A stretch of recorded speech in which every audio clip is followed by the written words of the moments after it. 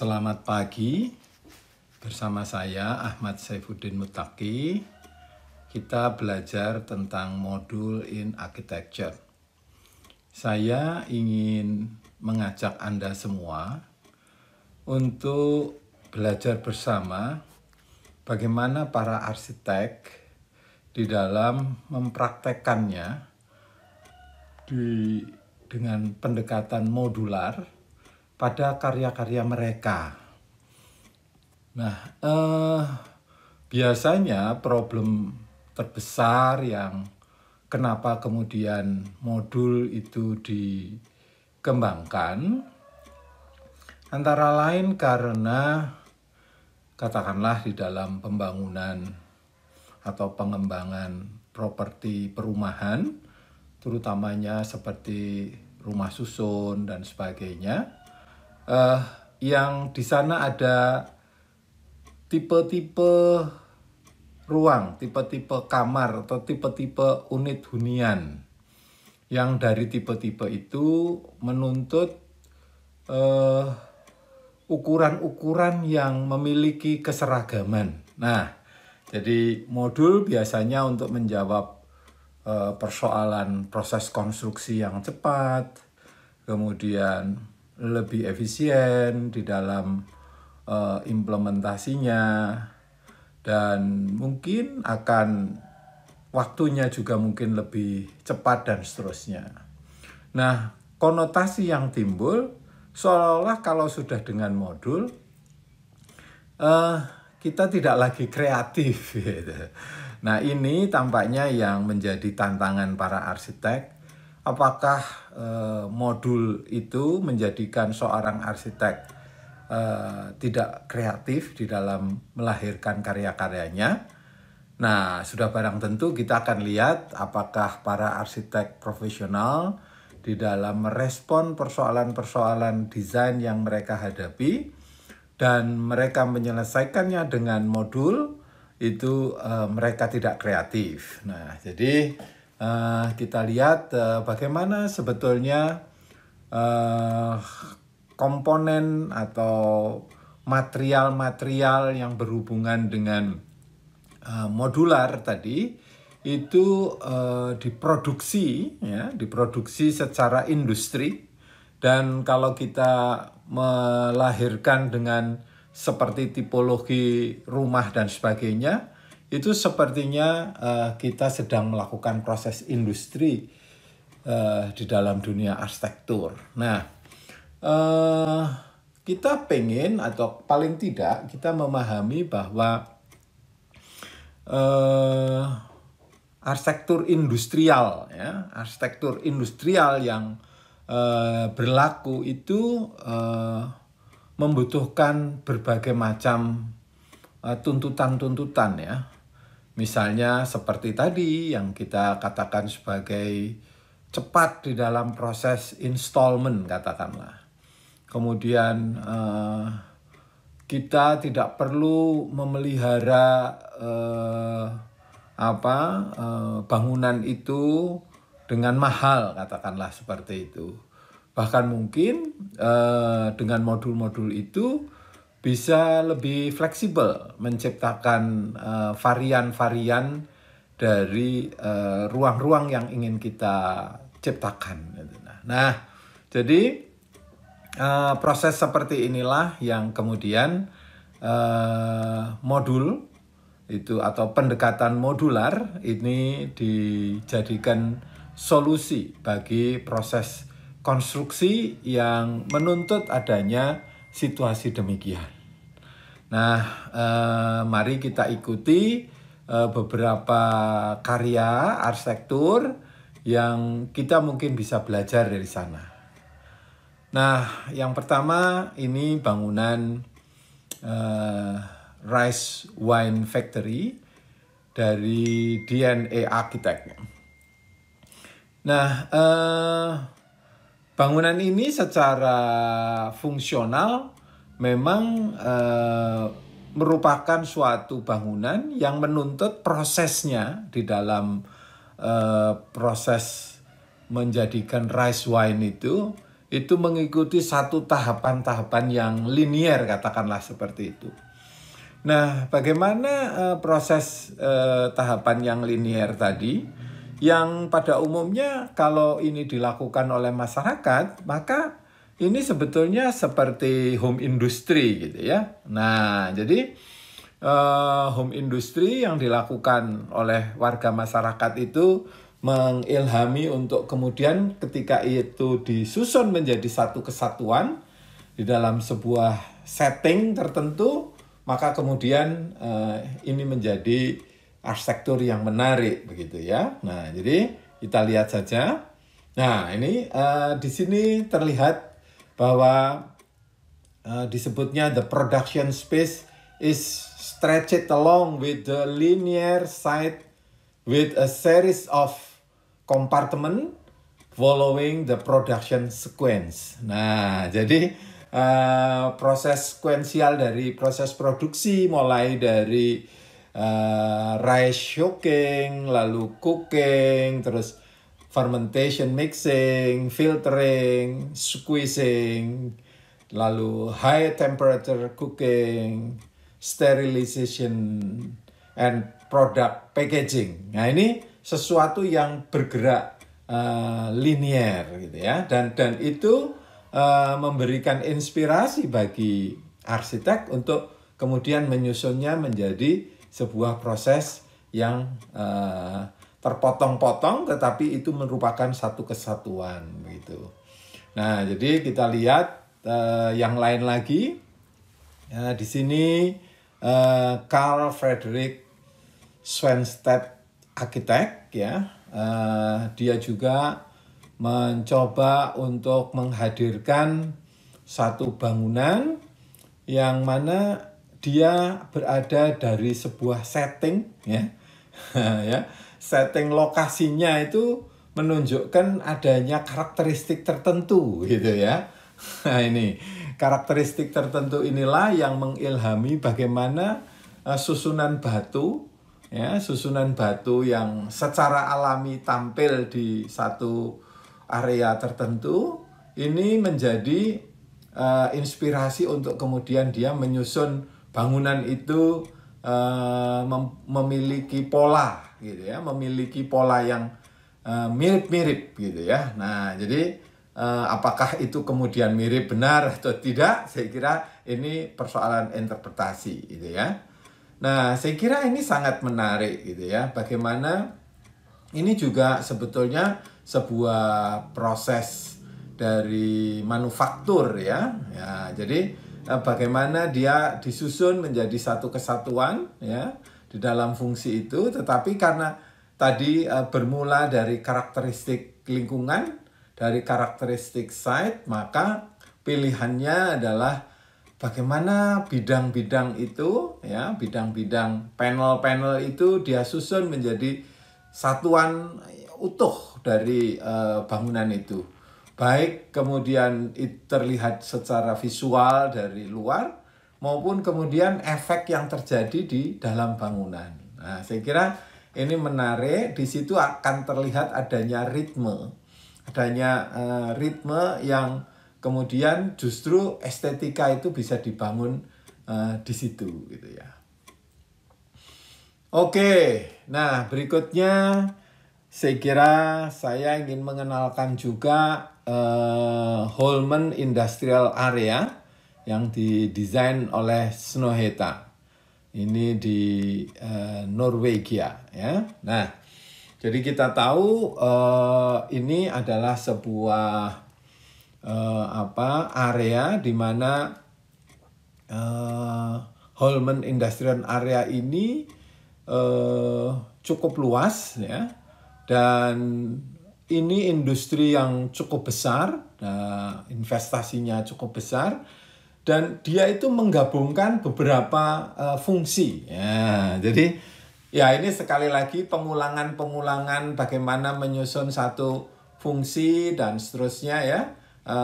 Yang ujungnya proses-proses industri yang terjadi dalam bangunan itu menuntut orang yang bekerja dan sebagainya itu mungkin tidak pulang dan sebagainya. Ini disusun menjadi satu kesatuan gitu ya. Jadi di sini digambarkan bahwa industri Holmoe ini adalah industri perikanan ya, industri perikanan.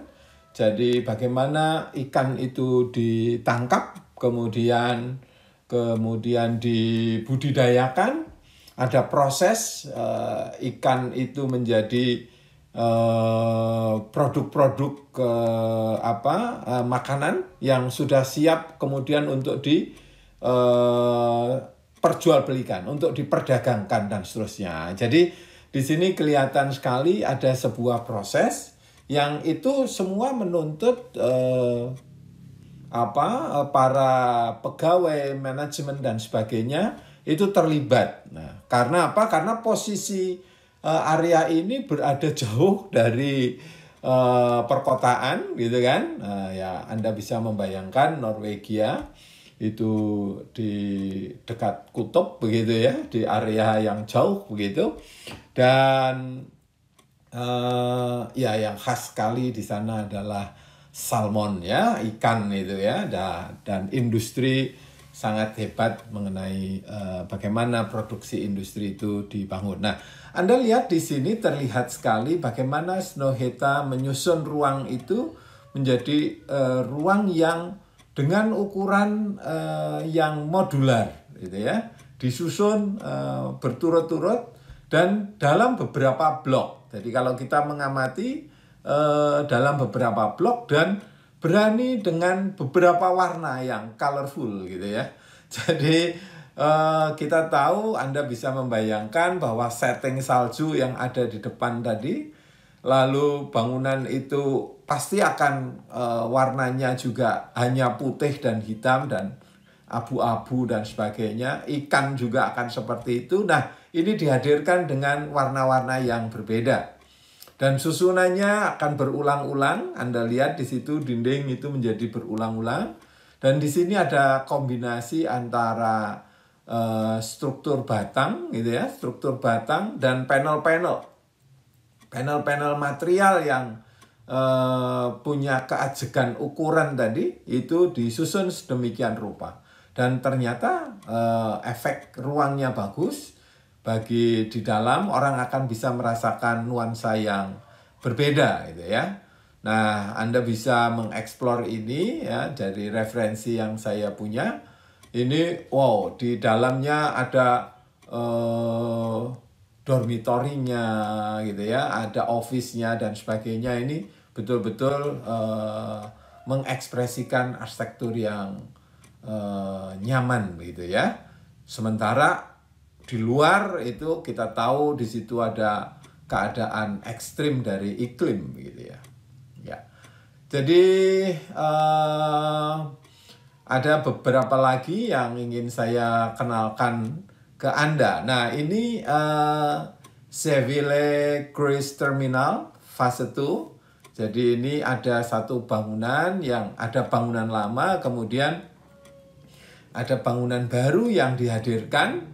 Itu ya. Nah, jadi bangunan baru yang dihadirkan ini untuk menjawab bagaimana perkembangan dari pemenuhan layanan. Nah, jadi di situ kelihatan bahwa ada pelayanan yang meningkat sehingga membutuhkan modifikasi, review dan sebagainya, penambahan dan seterusnya. Nah, di sini pendekatannya tampaknya ada box-box yang disusun. Nah, ini akan berbeda lagi ya.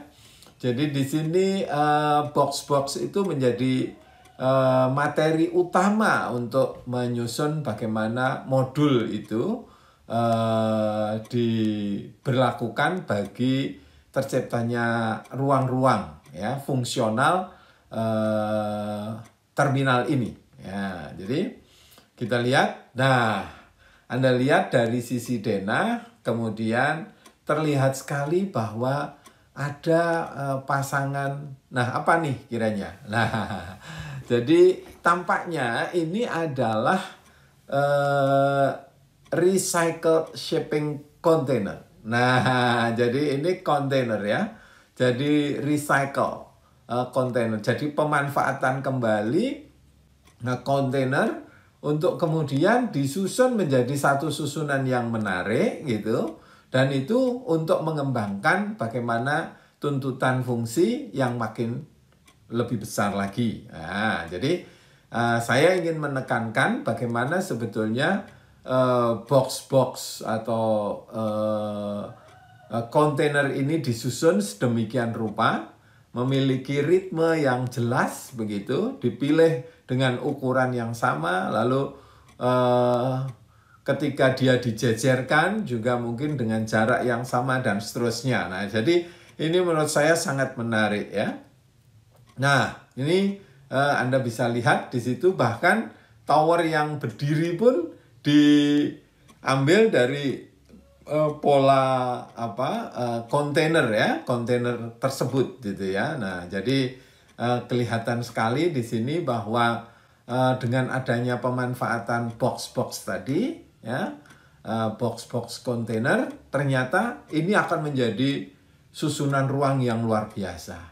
Bahkan menimbulkan satu efek ritmis dari cahaya matahari yang dari luar masuk dan seterusnya. Nah, jadi kesimpulannya seolah-olah arsitek punya banyak cara, punya banyak potensi dengan melihat modul-modul yang ajek tadi itu tidak kemudian menjadikan dia kehilangan gagasan itu, enggak gitu ya. Nah, jadi saya kira sampai di ujung cerita kita, pembelajaran kita, bagaimana modul the modules in architectural design ya. Jadi bagaimana pendekatan modular di dalam perancangan arsitektur itu memiliki hal-hal yang mungkin kita bisa catat di sini dari pembelajaran yang tadi, bahwa ternyata modul itu bisa saja dibentuk dari rangka batang tadi ya, kita lihat ada rangka batang, kemudian bidang-bidang panel ya, bidang-bidang panel gitu yang mungkin disusun. Jadi mungkin dari batang, lalu ada bidang, lalu ada box ya, box meruang gitu ya. Nah, ini saya kira ini susunan ya. Tadi ada yang sudah mengkombinasikan, ada yang secara konsisten dia susun box semuanya dan sebagainya. Jadi modul itu bisa di situ. Lalu prinsip-prinsip yang menunjukkan ukuran-ukuran yang memiliki keajekan tadi itu justru dianggap sebagai sebuah potensi untuk melahirkan keindahan yang berbasis pada ritme. Nah, saya kira ini menarik ya. Tadi ada cahaya matahari yang masuk ke dalam ruang dengan jarak yang kurang lebih sama dan sebagainya. Ini ritme seperti ini menjadikan pola yang ajek tadi itu justru potensi untuk kita melakukan proses kreatif gitu ya. Nah, sehingga setiap proses pembangunan bisa saja seperti itu. Kemudian yang ketiga saya kira penguasaan terhadap material industri atau yang tadi berupa batang, berupa panel atau box dan sebagainya, ini mutlak harus sangat dikuasai. Jadi kita harus menguasai betul karakteristik itu, dan dengan cara seperti itu kita bisa menyusunnya menjadi satu proses konstruksi di dalam bagaimana melahirkan suatu desain gitu ya. Yang pasti secara teori pun kemudian dipraktekkan, pasti kecepatan, efisiensi, dan mengurangi kemungkinan kesalahan bagi orang itu sangat memungkinkan gitu ya. Jadi kecepatan dan uang atau harga, biaya dan sebagainya tentu ini bisa ditekan ya. Artinya efisiensi itu tidak hanya biaya tetapi juga waktu dan seterusnya itu ya. Dan berikutnya tentu desain pun ketika kita memiliki satu gagasan yang menarik, kita tidak perlu khawatir bahwa rancangan kita bisa saja mungkin melahirkan sesuatu yang out of the box gitu ya, yang di luar mainstream. Saya kira itu poin penting yang ingin saya ceritakan ke Anda semua. Terima kasih.